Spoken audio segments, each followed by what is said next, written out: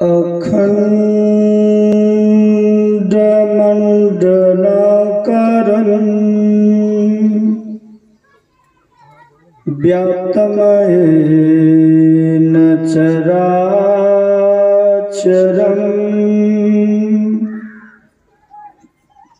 तत्पदं दर्शितं येन तस्मै श्री गुरवे नमः। धन्य धन्य सतगुरु सुखद महिमा कहीं न जाय।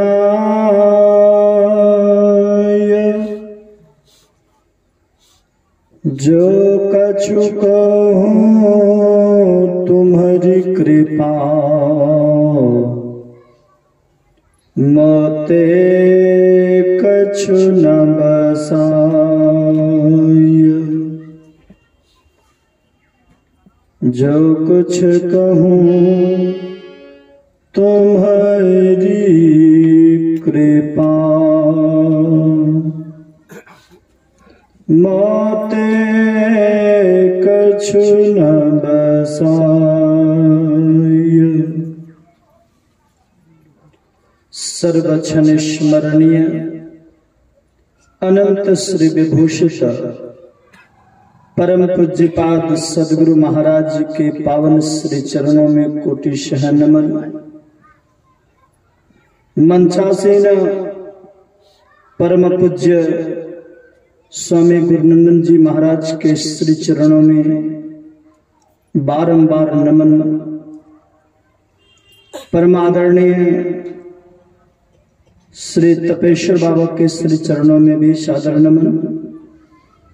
इस सत्संग रूपी त्रिवेणी में स्नान करने वाले धर्म प्रेमी सज्जनों, धर्मशिला माताओं तथा भक्ति स्वरूपा बहनों, सबों को मेरा हार्दिक नमन है और निवेदन है कि एक बार बुलंद आवाज में जय ध्वनि करें।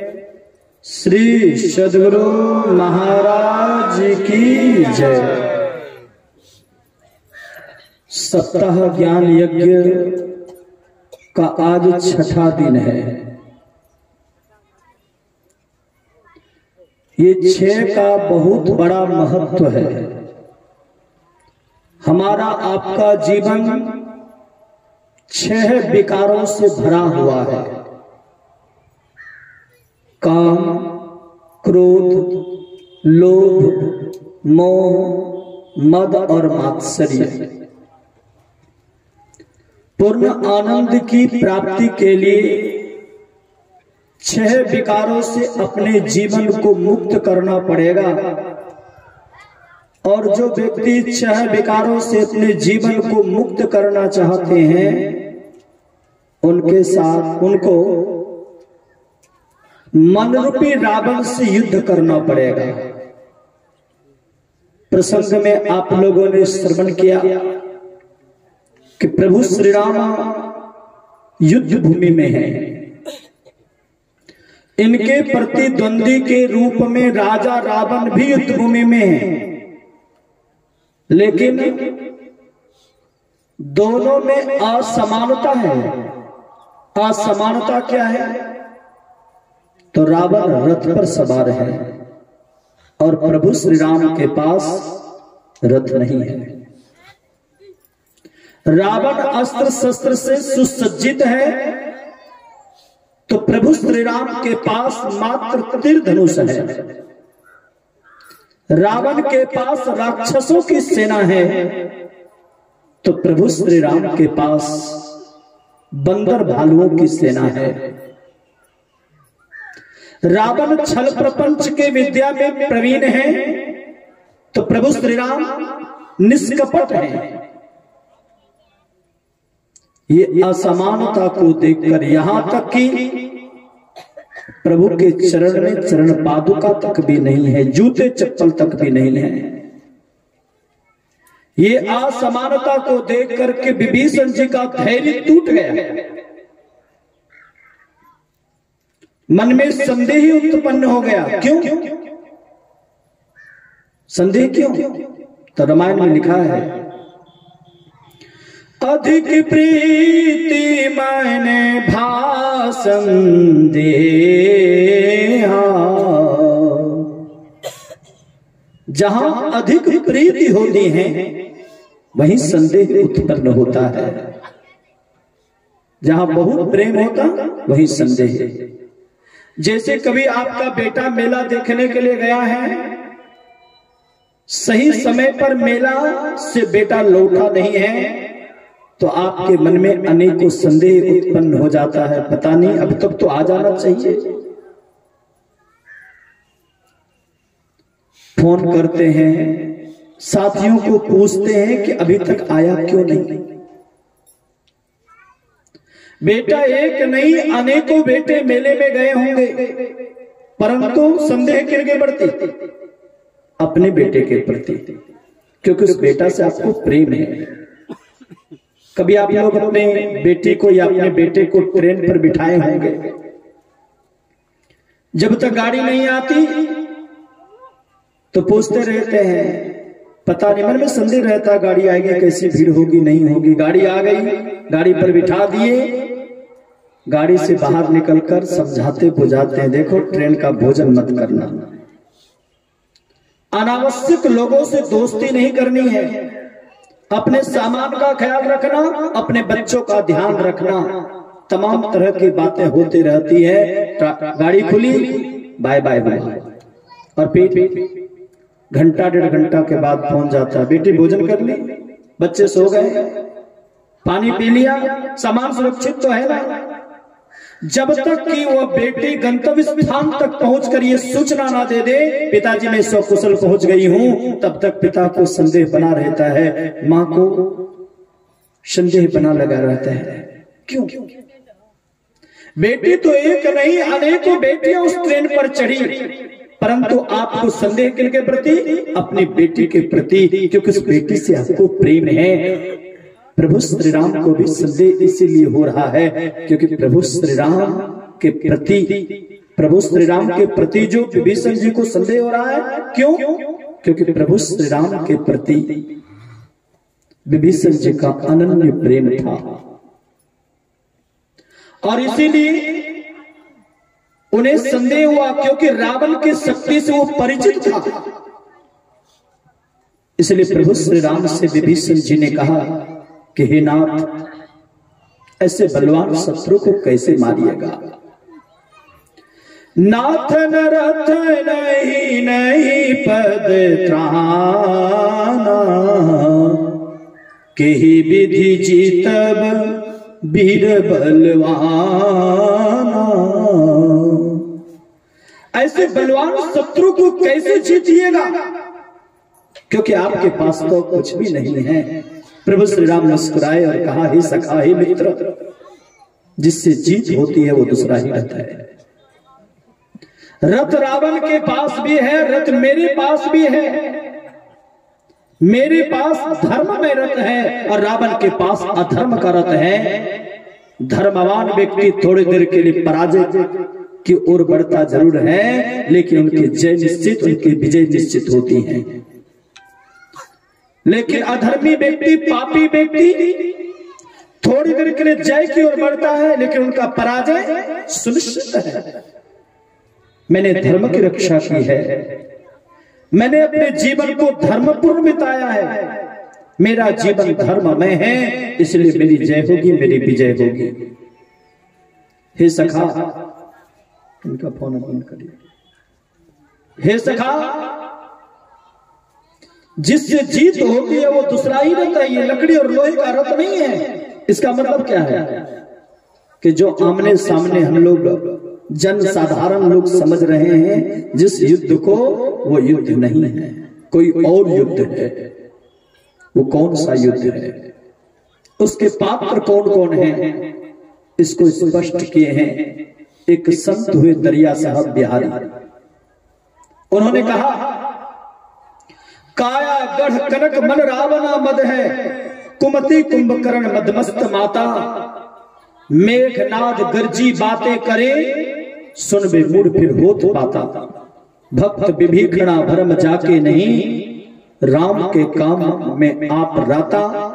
कहे दरिया सर्वकुल नासिया, दया मंदोदरी कहत बाता। दरिया साहब ने कहा काया गढ़ कनक मन रावणा मद है। काया गढ़, ये शरीर क्या है? गढ़ है, किला है। जहां राम रावण की लड़ाई हो रही थी वो भी एक किला था, वो लंका नगर था। लंका क्या चीज का बना हुआ? सोने का। श्री सदगुरु महाराज की सोने का बना हुआ। दरिया साहब ने कहा यह शरीर सोने का किला है। ये विश्वास होगा कभी?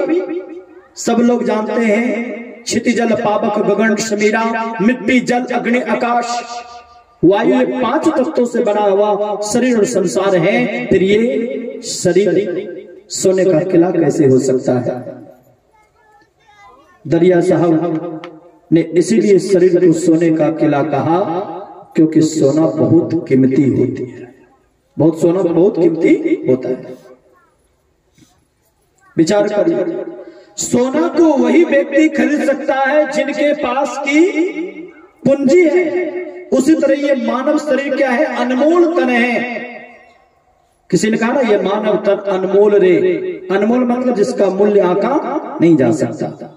किसी ने कहा यह मानव तन हीरा, किसी ने कहा यह मानव तन दुर्लभ है। दुर्लभ कहा तो दुर्लभ कहिए, सोना कह दीजिए, हीरा कह दीजिए, बेशकीमती कह दीजिए या अनमोल कह दीजिए, सभी शब्दों का आशय यही है कि बहुत ही अनमोल है ये शरीर, बहुत कीमती शरीर है। और बहुत कीमती होने के कारण दरिया साहब ने शरीर को सोने का किला कहा। जैसे सोना को खरीदने के लिए हमारे आपके पास पूंजी होनी चाहिए, उसी तरह ये सुंदर मानव जीवन को प्राप्त करने के लिए ईश्वर की कृपा रूपी पूंजी होनी चाहिए। जिस जीवों के ऊपर ईश्वर की कृपा रूपी पूंजी नहीं है उनको मानव का जीवन कभी नहीं मिल सकता। इसलिए यहाँ पर दरिया साहब ने कहा शरीर सोने का किला है और शरीर के अंदर अहंकारी मन रावण है। रावण कहीं और नहीं, अहंकारी मन रावण है। हर एक व्यक्ति के जीवन में रावण हो सकता है जिनका मन अहंकार से ओतप्रोत है। किन चीजों का अहंकार? तन का अहंकार, मन का अहंकार, धन का अहंकार, जाति का अहंकार, सुंदरता का अहंकार, विद्वता का अहंकार, तमाम तरह का अहंकार। यदि किसी भी तरह का अहंकार आपके जीवन में पल रहा है तो समझ लीजिए कि रावण की जो प्रवृत्ति है वो आपके जीवन में फलित हो रही है। इसलिए हम आपको अहंकार से दूर रहना पड़ेगा। अहंकारी मन रावण है, खराब बुद्धि कुंभकर्ण है, बिना विचारे गरज करके बोलने वाला मेघनाद है। जिनका मन प्रभु चरणों का दास है, जिन्होंने अपने जीवन का बागडोर संतों के माध्यम से ईश्वर में समर्पित कर दिया है, जिनके अंदर कोई संदेह नहीं, भ्रम नहीं, वो विभीषण है। और जिनके अंदर दया है वो मंदोदरी है। मारना किनको है? रावण को मारना है। तो प्रभु श्री राम ने कहा मनरूपी रावण को मारने के लिए धर्म में रथ की जरूरत है। रथ तो आप लोग देख रहे हैं, रथ तो एक विवाह भी रथ होता है, विवाह में भी एक रथ होता है ना। लेकिन यहां किस रथ की चर्चा है? धर्ममय रथ। और धर्ममय रथ में प्रभु श्री राम 2 चक्के बतलाए हैं। आप लोग रथ देखे होंगे, चक्के, घोड़े, सारथी लगा, यही ना होता है, ध्वजा, पताका। तो प्रभु श्री राम ने धर्ममय रथ में 2 चक्का बतलाए हैं। पहला चक्का है सौरज धीरज तेहि रथ चाका, सत्यशील दृढ़ ध्वजा पताका। उस धर्म में रथ में 2 चक्का है। पहला चक्का है सौरज। सौरज का अर्थ होता है शौर्यवान होना, आत्मशक्ति वाला होना, आत्म बलवान। शौर्य का अर्थ सूरवीर होना। सबसे पहली बात, जो साधक अपने मन में ये 6 तरह के विकार, जो मैंने शुरू में कहा, इन 6 तरह के विकारों से अपने जीवन को मुक्त करना चाहता है, तो विकारों का जो राजा है वो मन है। तो मन को बस में करना पड़ेगा, और मन को बस में करने के लिए सबसे पहली बात है, देखिए आगे मेरा के सो रही है, जगह उसको, हाँ ठीक से बैठो, आपको नींद आ रही है। श्री सद्गुरु महाराज की जय। पहला है कि सबसे पहले आत्म साहस रखना पड़ेगा। सूरवीर कौन कहलाता है? कायर लोग सूरवीर कहलाता है।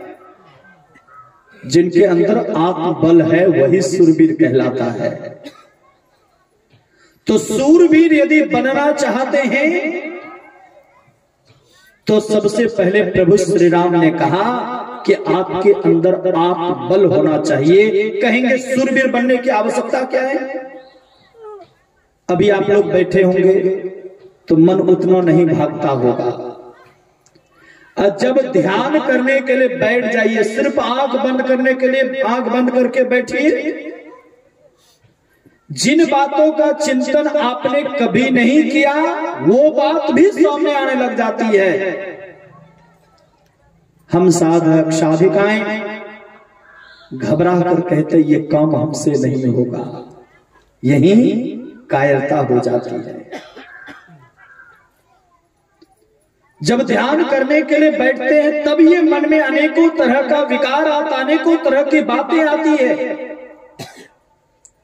संत महापुरुष लोग कहते हैं अनेकों तरह की जो बातें हमारे जीवन में आ रही है, उन बातों को अपने मन से हटाना है और अपने मन को लक्ष्य में केंद्रित करना है। गुरुदेव ने कहा जहां जहां मन भगी जाए ताही से तत्क्षण फिर ध्येय में लगाइए आपन। जैसे मन भागे, मन में कोई और विचार आने लग जाए तो आए हुए विचारों को मन से हटा करके अपने लक्ष्य में अपने मन को केंद्रित करना चाहिए। लेकिन ऐसा हो नहीं पाता। कुछ अच्छी अच्छी बातें आ जाए, कुछ नोट की बातें आ जाए, कुछ रिश्तेदारी की बातें आ जाए, कभी जमीन जायदाद की बातें आ जाए, थोड़ी चीजों में हमारा मन विचलन करने लग जाता है। याद रखिए, जैसे लंगड़ा घोड़ा रण को जीत नहीं सकता है, उसी तरह जो साधक साधना करने से पहले अपने अंदर कायरता ले आते हैं, अपने मन के प्रति सतर्क नहीं हो पाते हैं, मन को समेटने का प्रयास नहीं कर पाते हैं, ऐसे साधक कभी भी मन रूपी रावण को जीत नहीं सकता है। मन के साथ लड़ाई करनी पड़ेगी। मन के साथ लड़ाई करना क्या है? मन का काम भागना है। आपका काम भागे हुए मन को बार-बार पकड़ करके अपने लक्ष्य में केंद्रित करना है, अपने मन में लक्ष्य में लगाना है, अपने लक्ष्य में लगाना है। और इसी का नाम है युद्ध। मन का काम भागना, आपका काम पकड़ना। इसी नोक झोंक का नाम महापुरुषों ने युद्ध दिया। और इस युद्ध को जीतने के लिए क्या चाहिए? सबसे पहली बात आत्मबल चाहिए। और आत्मबल होगा कैसे? दिन रात पाप कर्मों में लगे रहेंगे तो आत्मबल बढ़ेगा ना, आत्मशक्ति बढ़ेगी ना? कभी भी नहीं। पापी व्यक्ति दुनिया से डरे ना डरे, लेकिन अपने कर्मों से जरूर डरता है। दुनिया से ना डरे, दूसरे दुनिया के सामने में बड़े हिम्मत दिखा दे, लेकिन पापी व्यक्ति अपने आप से भयभीत होता है। जो पाप करता है ना, उसका दिल धड़कता है, पता नहीं क्या होगा नहीं होगा। लेकिन जो अच्छा काम करते हैं, जो सदैव शुभ कर्म करते हैं, उनके मन में होता दुनिया क्या सोचती है उससे कोई मतलब नहीं, मैंने तो अच्छा काम किया है। अर्थात शुभ कर्मी व्यक्ति का आत्मबल मजबूत होता है और पापी व्यक्ति का आत्मबल कमजोर होता है। बहुतों बार सुने होंगे कि एक बार महात्मा गांधी जी ट्रेन में यात्रा कर रहे थे। अंग्रेजों का जमाना था, अंग्रेज लोग ही प्राय बैठे थे। जिस बोगी में महात्मा गांधी जी बैठे थे उस बोगी में भारतीय लोग बहुत कम थे, ज्यादातर अंग्रेज ही था। और भारतीय लोगों को अंग्रेज लोग कुत्ता बिल्ली की तरह समझते थे, यानी कोई सम्मान नहीं था। महात्मा गांधी जी के पास छोटी थैली थी, ऊपर पर रखा हुआ था। महात्मा गांधी जी को पेशाब का तलब लगा, चले गए पेशाब करने के लिए। इतने में दुष्ट अंग्रेज ने क्या किया, महात्मा गांधी जी के थैला को खिड़की से बाहर फेंक दिया। जब महात्मा गांधी जी लौटे तो देखा थैली नहीं है। तो महात्मा गांधी जी ने पूछा कि मेरी थैली कहां गई, मेरा बैग कहां गया? तो उस अंग्रेज ने कहा आपका सामान घूमने के लिए गया है। सोचिए कितने दुष्ट थे। कहा आपका सामान घूमने के लिए गया है। एक भारतीय लोग सामने में बैठे थे, उन्होंने इशारा किया कि उन्होंने सामान फेंक दिया। समझने में देर नहीं लगी, आराम से बैठे रह गए। ट्रेन चल रही थी। घंटा 1.5 घंटा बीता होगा। उस अंग्रेज को भी पेशाब पैखाना का तलब लगा, चले गए पेशाब पैखाना करने के लिए। और इसी बीच में मौका मिल गया किनको, महात्मा गांधी जी को। तो जो छोटा छोटा लेगेज था वो खिड़की से बाहर फेंक दिया, और जो बड़ा लेगेज था ना वो गेट पर ले जा करके नीचे गिरा दिया और आराम से अपने जगह पर आकर के बैठ गए। जब अंग्रेज आया तो देखा एक भी सामान नहीं है। तो अंग्रेज ने घबरा करके पूछा मेरा सामान क्या हुआ? तो महात्मा गांधी जी ने कहा आपका सामान मेरे सामान को खोजने के लिए गया है।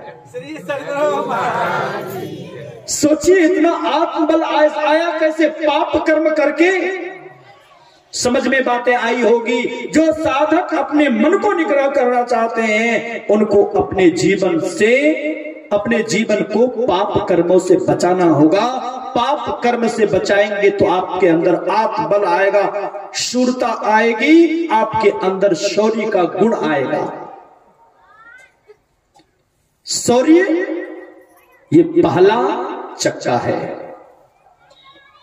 शौर्य का मतलब जब साधना करने के लिए बैठते मन भाग जाए तो उससे उबना नहीं है, उकताना नहीं है, अपने अंदर नकारात्मक ऊर्जा को नहीं लाना है। ये काम हमसे नहीं होगा। जो साधक लोग कहते हैं ना बाबा हमसे ये ध्यान नहीं होगा, ये तो बाबा जी लोगों का काम है, हम लोग तो घर गृहस्थी वाले हैं, वो समझ लीजिए कायर है।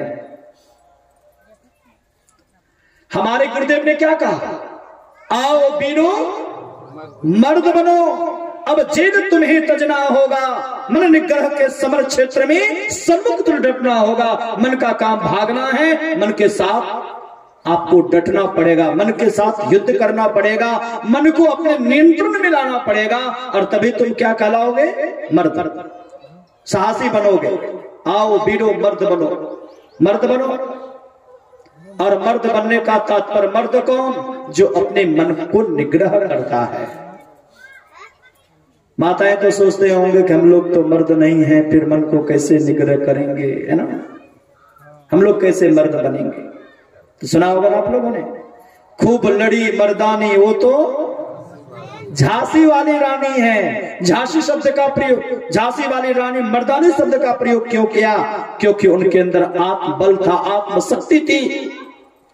उसी तरह साधकों को भी चाहिए कि अपने अंदर आत्मबल को पैदा करें, और इसके लिए साधकों को संकल्पवान बनना पड़ेगा। ये नहीं कि 2-4-5 मिनट बैठ गए, पैर हाथ में दर्द होने लगा, ये काम हमसे नहीं होगा, ये बाबा जी से काम होगा। तो समझ लीजिए ऐसा सोचने वाले लोग कायर हैं। ऐसे लोग कभी भी मन को जीत नहीं सकेंगे। बल्कि आपको ये संकल्प लेना पड़ेगा कि मैं जिस लक्ष्य की ओर बढ़ रहा हूं मुझे मनोनिग्रह करना है। अनेकों कठिनाइयों के बावजूद भी मन के साथ लड़ाई करके मन को अपने अंदर करना है, मन के ऊपर विजय की पताका फहराना है। आप लोग कभी सुने होंगे, पहाड़ से निकली हुई नदियां रास्ते में किसी से पूछती नहीं कि समुद्र कितनी दूर है। उसी तरह जो साधक अपने मन को निग्रह करना चाहते हैं उससे अपने नकारात्मक ऊर्जा से ऊपर उठना पड़ेगा और अपने अंदर सकारात्मक ऊर्जा पैदा करने की आवश्यकता है। और सकारात्मक ऊर्जा आपको संत महापुरुषों की संगति से प्राप्त होगा। संतों के संगति में बैठकर जब उनके विचारों को सुनेंगे तो आपके अंदर कुछ करने की लालसा जागृत होगी। इसलिए प्रभु श्री राम ने कहा कि धर्म अमृत का पहला चक्का है शौर्य, अर्थात आत्म साहस बना करके रखना है, और दूसरा चक्का है धैर्य। एक चक्का पर कभी गाड़ी चल सकती है? बिल्कुल भी नहीं। कम से कम कितने चक्के चाहिए? 2। जो साधक अपने मन को निग्रह करना चाहते हैं तो सबसे पहला आत्मबल और दूसरा धैर्य। पहला शौर्य तो दूसरा धैर्य, ये दोनों चीजों की आवश्यकता है। साधकों को साधना करने के लिए सबसे पहली बात है आत्मबल, संकल्प की शक्ति। लोग यही समझते हैं कि बिना कठिनाई सहे सब कुछ मिल जाए। हंसी हंसी कंत न पाया, जिन पाया तिन रोए, हंसी खेले पीब मिले तो कौन दुहागिन हो। दिन दिन भर मेहनत करते काम करते हैं तो 2-4-500 की मजदूरी मिलती है। 2-4 दिनों तक आप प्रसन्न रह सकते हैं, 2-4 दिनों तक के लिए भोजन मिल सकता है, 2-4 दिनों का सुख मिल सकता है। क्या इस साधना के माध्यम से 2-4 दिन का सुख चाहिए? 2-4 साल का सुख चाहिए? 4 साल वाले सुख वाले लोग हाथ उठाइए, देखना चाहता हूं जिनको सिर्फ 4 साल का सुख चाहिए। 4 साल नहीं, 40 साल वाला हाथ उठाइए, ये भी नहीं। 100 साल, एक जीवन। आगे के जीवन किनको किनको दुख चाहिए? इस जीवन में सिर्फ सुख चाहिए और आगे के जीवन में दुख हो जाए, ऐसे कोई लालसा रखते हैं? कोई भी नहीं। यानी जन्म जन्मांतर का सुख चाहते हैं तो संतों ने कहा इसके लिए आपको धैर्य रखने की आवश्यकता है। उबने से काम नहीं चलेगा। परम पूज्य महर्षि शाही स्वामी जी महाराज ने कहा उबिए नहीं। किसी सुभाषितकार ने कहा जो उबेंगे सो डूबेंगे, जो उबेंगे नहीं सोई उबरेंगे, जो उब जाएंगे उगता जाएंगे। ऐसे व्यक्ति साधना कभी नहीं कर सकते हैं। इसलिए आत्मबल उसी के पास हो सकता है जिनके पास धैर्य है। जिनके पास धैर्य है उन्हीं के पास आत्मबल, जिनके पास आत्मबल है उसी के पास धैर्य है। एक चक्का पर कभी भी गाड़ी नहीं चल सकती, कम से कम 2 चक्के चाहिए। उसी तरह साधना करने के लिए पहला जो नींव है, पहला जो आधार है वो आत्मबल, अर्थात आपके अंदर संकल्प की शक्ति। संकल्प करिए कि यदि आज मैं 10 मिनट बैठता हूं तो मुझे 10 मिनट नहीं, मनोनिग्रह करने के लिए मुझे और समय लगाना है। ये प्रयास करिए। ये नहीं कि पत्नी को भोजन परोसने के लिए दे दीजिए, अरे सुनती हो भोजन परोसो मैं अभी भजन करके आ रहा हूं। ऐसा भजन से काम नहीं चलेगा। या भजन क्या होगा? भोजन पर ही ध्यान होगा कि नहीं होगा? पता नहीं पत्नी भोजन परस दी होगी, ठंडा नहीं हो जाए। एक बार अगरबत्ती दिखाए, 2 मिनट मंत्र जप किए और उठ करके चले आए ठूसने के लिए। तो ऐसे लोगों से भजन नहीं हो सकता। चाहे जब समय मिले, जैसे समय मिले, अधिक से अधिक समय मनोनिग्रह करने में लगाइए। अनेकों कठिनाइयां आएगी, अनेकों परेशानी होगी। कभी घर परिवार, बाल बच्चों, अनेकों तरह का टेंशन होगा। उन टेंशनों से अपने आप को हटाते हुए अपने लक्ष्य की ओर अपने मन को केंद्रित करना है। और इसके लिए आत्मबल और दूसरा धैर्य। अनेकों परिस्थितियों के बावजूद भी अपने धैर्य को खोना नहीं चाहिए। मैंने तो देखा ये कार्यक्रम 3 बार कैंसिल हुआ, चौथे में हुआ। बड़ा धैर्य का परिचय दिया यहाँ के सभी कार्यकर्ताओं ने। अंतिम में लक्ष्य को केंद्रित किया कि नहीं कराना है तो कराना है, हुआ कि नहीं हुआ। किसी काम को करने में यदि आपका संकल्प शक्ति मजबूत हो तो वो संकल्प आपको सफलता दिलाता है। इसलिए आत्मबल के साथ साथ धैर्य रखें। इन दोनों चीजों पर जो ख्याल रखेंगे, इसके लिए साधना में आत्मबल की कैसे वृद्धि होगी, धैर्य की शक्ति कैसे बढ़ेगी, इस धर्ममय रथ में ध्वजा क्या है, पताका क्या है, घोड़े कौन कौन से हैं, उनके लगाम सारथी क्या है, इन तमाम बातों की चर्चा पूज्य बाबा के श्रीमुख से सुनेंगे। पूज्य बाबा बहुत विस्तार पूर्वक और पूज्य बाबा का कहने की शैली सबसे भिन्न है। जब मैं कभी जैसे सुबह मंच पर नहीं था, फिर भी मैं ध्यान पूर्वक पूज्य बाबा की बातों को सुन रहा था। बहुत अच्छा लगता, बहुत आनंद आता है सुनने में। तो हमारी भी इच्छा है कि पूज्य बाबा के ही श्रीमुख से विशेष रूप से हम लोग श्रवण करेंगे। श्री सद्गुरु महाराज की जय।